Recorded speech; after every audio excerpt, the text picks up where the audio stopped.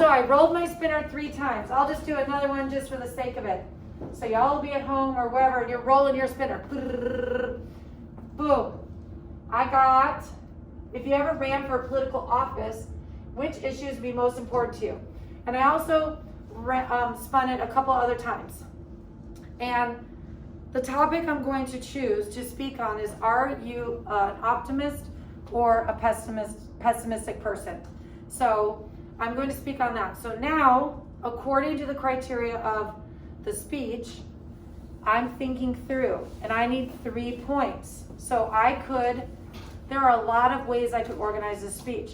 Number one, I need to decide, but do I really? Because I could be like, well, it depends on the situation. I'm a little bit of both. Like, I could totally manipulate this, right? Because I don't care as long as you give a speech. But I'm going to go with optimist. You all know what optimism and pessimism is. As a matter of fact, I think I'm going to use this for my introduction right now. My introduction is going to include a little definition of the two. That's creative, and it's more so than just reading the prompt. Then I have to come up with 3 main points. So will you. So optimist, pessimist. And I'm going to use for these real life examples in my life. So I'm like, boom, what can I talk about? Well, I'm going to talk about my divorce because, I like to keep it real, folks, right? So I'm going to talk about my divorce because that could be a time for sure when you could be depressed and down and pessimistic. But I'm going to talk about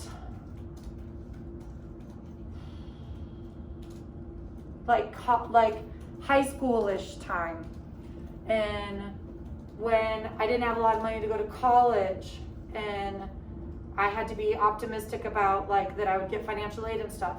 I also know, as a teacher, I always like to have life lessons. So that'll be a life lesson, okay? So that's 2 points. And then I'm trying to think somewhere. Yeah, I'll talk about that. Okay. Okay, I got my 3rd point, and I want to spoil it all for you.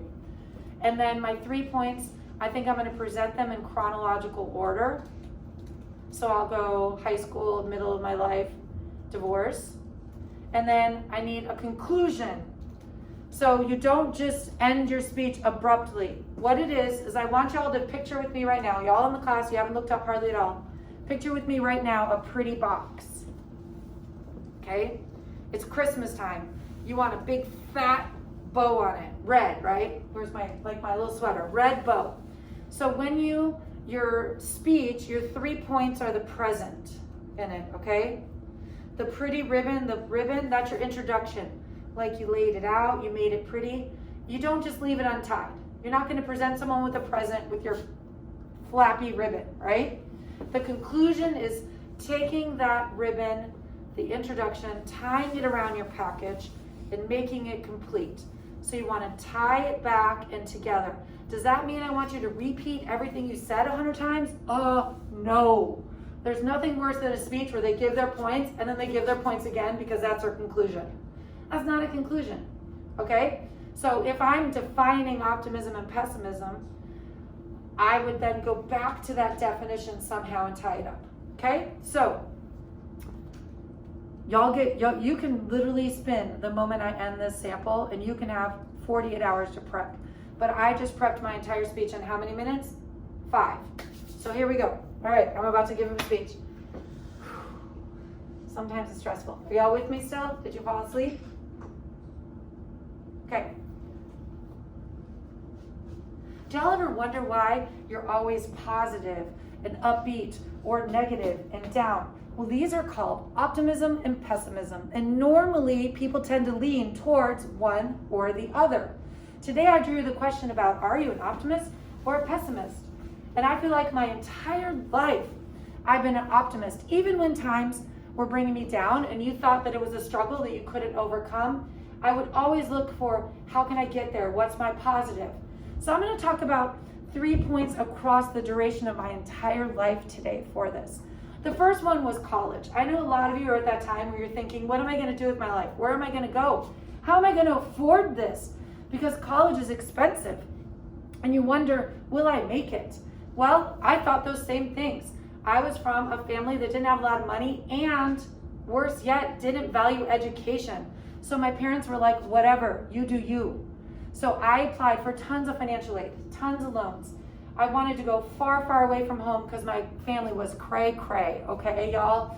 And so I just kept grinding it out. I kept applying, I kept working, I kept doing those grades, those extracurricular activities. I was working 25 hours a week and in sports and in student council because to me, that was my optimistic nature that someday this hard work will get me the bleep out of here, right?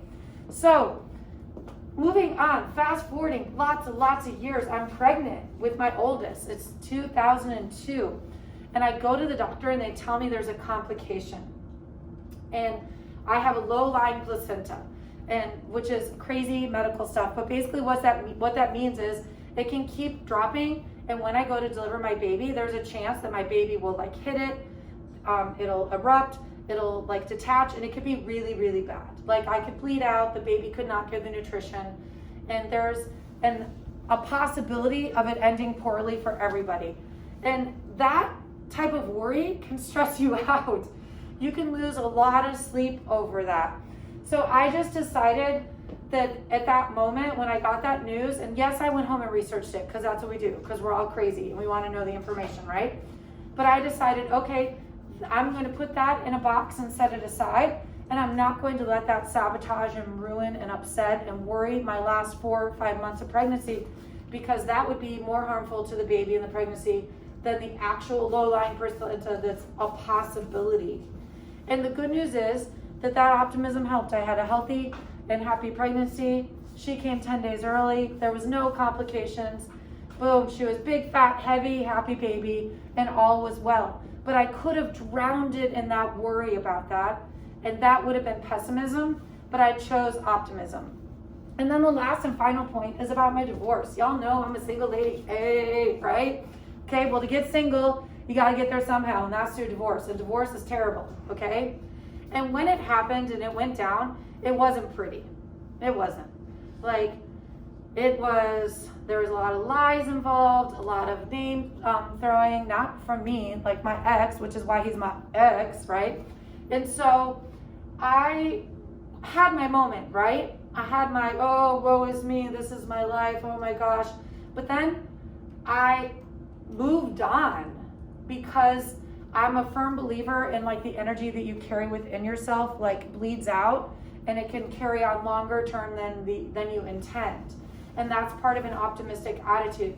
So yeah, it was terrible. Yeah, it hurt. But I also felt like it happened for a reason, and that I needed to decide, what do I want to do from this point forward?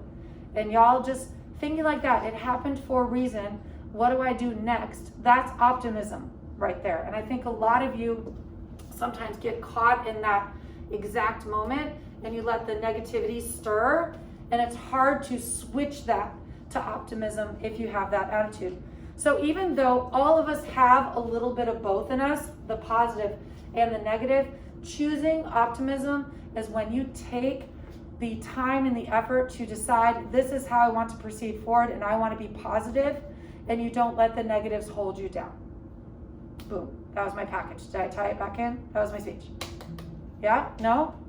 Yeah? No? Like, you're falling asleep over here. Marcel's falling asleep. What do y'all think? Did I tie my package up? Could you tell that was my conclusion? Yeah. Okay, but sometimes you can't, right? Yeah. I maybe could have been like, I could have said the word definition a little bit more, but y'all, I planned that speech in what, under 5 minutes? And it was long. You don't have to talk that long. I have a lot of life experience to give me stories that help me talk long, but if you like to talk long, feel free, okay? I'm gonna stop the recording.